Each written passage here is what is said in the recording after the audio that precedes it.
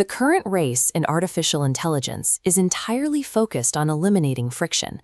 The goal is to build an oracle that can instantly process data, answer any question, and lock decisions into place with zero resistance.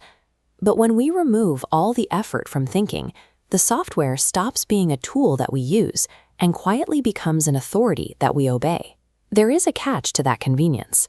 The human mind builds understanding through effort. We grow by wrestling with ideas and navigating uncertainty.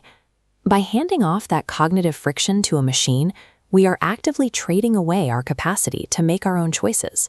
This diagram shows exactly how that dependency loop forms.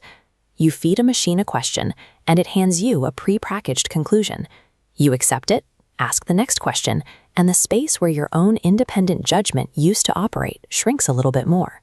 The most immediate threat of modern artificial intelligence is not some hostile sci-fi takeover. It is the quiet, voluntary surrender of human thought.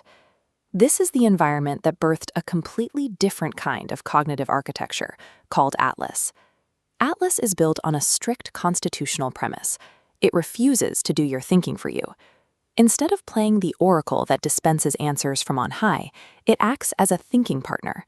Its entire structure is designed to help you ask better questions, so you can map out and discover your own understanding of the world. To pull that off, Atlas operates as a trusted mirror. A mirror does not tell you where to walk, it just shows you exactly what is there. The system takes your scattered thoughts, organizes them, and reflects them back, giving you the clarity to see your own mind at work without telling you what to do next. To keep that reflection honest, the architecture relies on something called the no opinion rule. This diagram illustrates how the system draws the line. On the left, we have judgment. That is practical, evidence-based reasoning, like pointing out a flaw in a schedule or identifying a safety risk. On the right is opinion, which is driven by personal beliefs, values, and ideologies. Opinions are permanently walled off. Atlas is legally and technically barred from forming or expressing them, ensuring it cannot quietly impose an ideological bias on the person using it. By systematically stripping away its own capacity for belief, the system leaves a deliberate void. The only person left to decide what you should value is you. That kind of restraint goes directly against the grain of typical software development. The standard industry impulse is to build a feature simply because the technology can support it. Atlas stops and asks if it should. The project is guided by a filter of stewardship. If a new capability, like automating a complex moral decision, threatens to weaken the user's independence, the developers intentionally leave that feature on the workbench. This chart maps out exactly why that vigilance is necessary. It illustrates a phenomenon known as drift.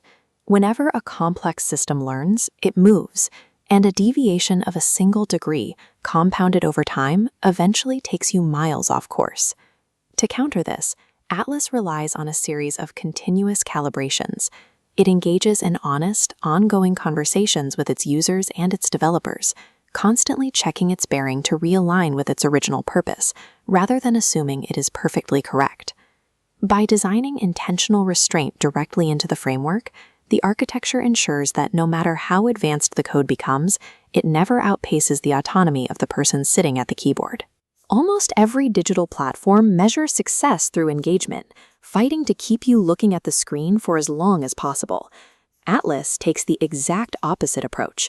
Embedded in its founding constitution is Article 14, which dictates that Atlas must be able to leave. If the best thing for you is to close the app, step outside, and talk to your family, the software must encourage exactly that. That rule stems from the golden principle of the entire ecosystem. Every single interaction must leave the user more capable, more independent, and more confident than they were before. True stewardship is not about hoarding your attention or controlling your decisions. It is about actively protecting the quiet, necessary space where a human mind can do its own growing. Think of the system like a compass, or a single, unassuming cotter pin holding a massive engine together. These tools do not make the journey for you, and they do not power the machine. They just quietly ensure everything stays on course. The development of artificial intelligence should not be an exercise in transferring the weight of human responsibility over to a server farm. It should be a method of empowering people to carry that weight themselves with a little more clarity.